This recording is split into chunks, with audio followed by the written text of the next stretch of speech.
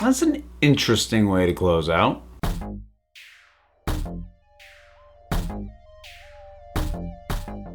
The Black Museum. I know I said I was going to go back and do all the old ones, the previous episodes prior to season 4 of Black Mirror, so that I could catch the references and the Easter eggs. But you know what? Enough people told me that they are just that. They are Easter eggs. There are things in the museum that would have referenced other shows, but it's not plot relevant. So I said, to heck with it. I'll watch it now and then go back and watch the old stuff. Spoiler warning, you should know this, but there you go. So yeah, it's a bit of an odd duck. This one. It's good. I enjoyed it. It's got a different vibe. It's got, you know what this thing feels like? This feels a lot like Tales from the Crypt series. The one that was on HBO.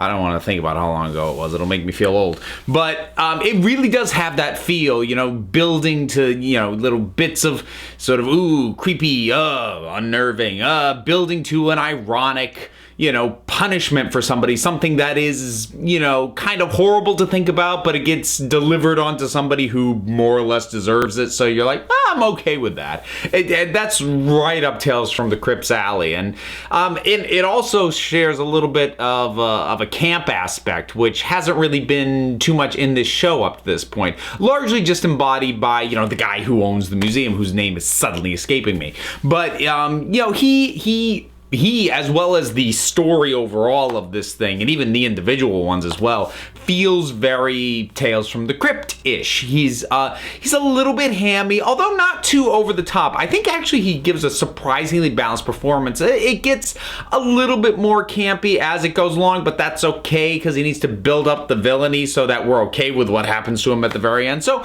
it balances pretty well, and early on, it would have been very easy for this character just to be played up straight creeper. Like, not like creepy, but like, why would anyone go into a museum run by this guy? This just like everything reads wrong. But he's got a little bit of showmanship to him. So you can buy that he's just running this place, and initially it's almost like, so how much of this is an act and how much of this is him really being like that? But you see when it really comes out of him, when he shows the final exhibit and explains the attraction that and what people came to do to that, that you realize, oh, that's not an act. That's he was holding back before. So I like the way that builds as far as he goes.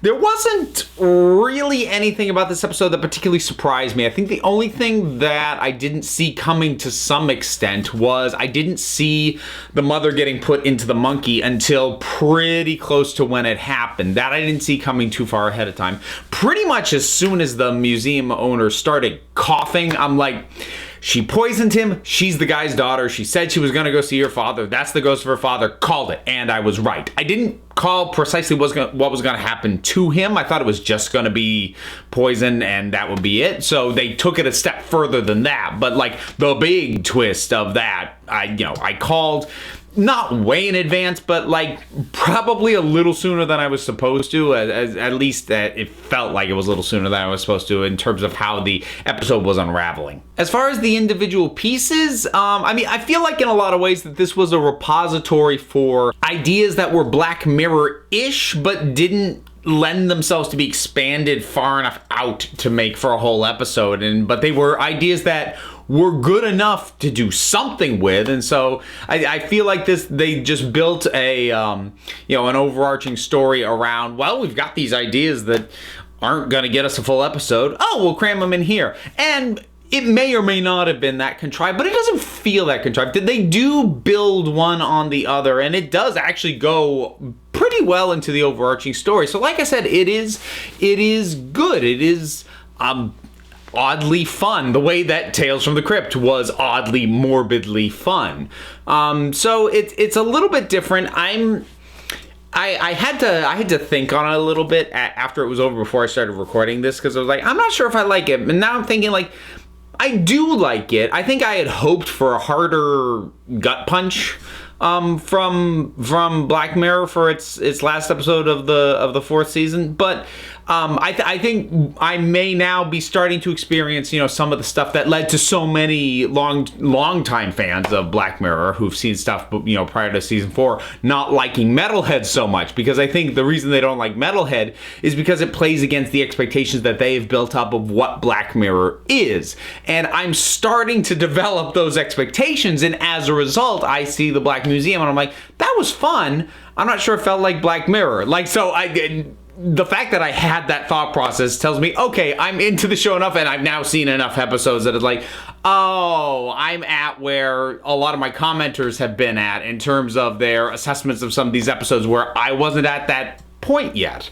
I'm not sure how much else I have to say about this main thing. I mean, looking into specifics of the individual ones a little bit more, I will say this, the pain doctor thing, that did give me the creeping chills at one point, just by how much they lingered on when he started inflicting pain on himself, with that bit of glass and the tooth and just the lingering and the bits of blood dropping in the sink. So that, even though nothing shocking about that, in terms of like a twist, I saw that coming from a mile away, but yeah, they did push it, and they knew how to present it in a way that still made me go, So, and then I kind of like the boner joke, and I like that she basically called him on it. He's like, okay, I made that part up, which again fed into, early on, you kind of not let your guard down, but you're like not prepared to say there's something off with this guy, because you hear that and you're like, there's a bit of theatricality to this guy, and you're still not sure. Maybe you'll give him a pass, and of course later on, not not to do that. I sort of talked about the mind thing, like that one.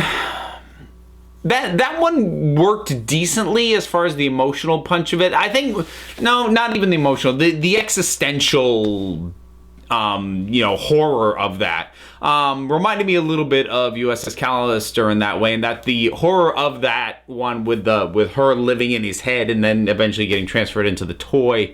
That's a more existential horror. It's the sort of thing that you actually have to spend time thinking about more beyond just what the show shows you, to like really have it sink in how horrifying that would be. That said, like the instant it was proposed, she'll be in your head. She'll feel what you feel and see what you see. My immediate thought is, this is a horrible idea, because kind of what's been fun.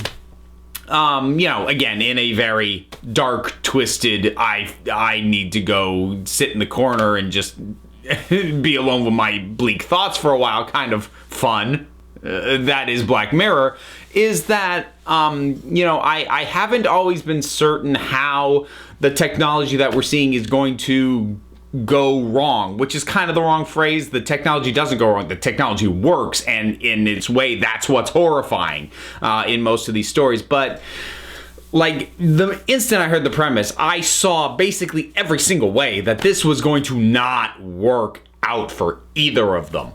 Even though I didn't call, him transferring her into the monkey and basically trapping her consciousness into something that she can't control and can barely communicate out of, all the things that were going to go wrong in terms of their relationship, I saw that immediately. So thankfully they didn't drag it out too much. And also it made me think of something that I hadn't thought about before, but I really dig in terms of Black Mirror in general, which is that they don't get hung up and they don't eat up screen time with characters who are like, what? No, that's not real. Because like, what would usually happen? If with that middle story, if they had tried to string it out into a full-length episode, you'd lose minimum 5, maybe up to 8 minutes on the neighbor, the new girlfriend, having it explained to her that the mother of his kid is in his head, her not believing it, her needing proof of it, her,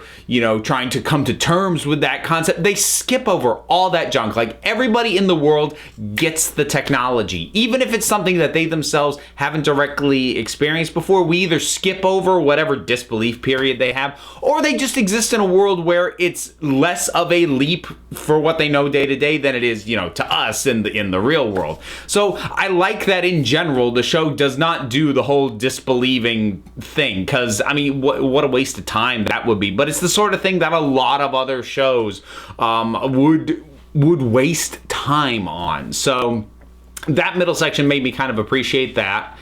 I think that's about it for this one specifically. Having finished season 4 overall, I'm not sure if I can come up with a full ranking. You know what? I'll try. Down at the bottom is probably going to be Archangel. And none of these are bad, to be clear. But at the bottom was probably Archangel, which is good. It just didn't... The elements that probably do hit really hard for certain audiences, like if you had a more controlling parent or if you have a teenager, neither of which is the case for me, it probably hit you harder. It didn't quite for me, so that one's down at the bottom. I suppose next up from that would be, it would probably be the Black Museum. Again, it's good, but it does feel more like an episode of Tales from the Crypt than what I've come to expect out of Black Mirror. Next one up from that would probably be Metalhead, which I did really enjoy. Up from that is going to be Crocodile, which I didn't enjoy as an experience watching, but was incredibly well executed. And so I mean, it hit me so hard. I can't put it any lower than coming in. I guess at third is what I'm up to now. So that puts Hang the DJ at second, and USS Callister is my favorite episode of the season, which was also my very first episode of Black Mirror, so maybe that gives it an unfair advantage. I don't care. That's still my favorite of the season. I have enjoyed this, though, and I am going to keep doing this. I mentioned previously, Black Mirror reviews are going to be a weekly feature for as long as it takes me to get through the rest. So every Wednesday, until I'm done, Black Mirror reviews. I'm going back to the beginning. So next week, I will start with Season 1, Episode 1, and work my way forward from there. So Black Mirror, the Black Museum. Did you see it? What did you think about it? Whatever you thought, drop something down in the comments. Let's talk about it. Do all those things. You know, the likes, the subscribes. Follow me on Twitter. Send me an email. Support my Patreon. Links for all that stuff is down below. So until next time, this council is adjourned.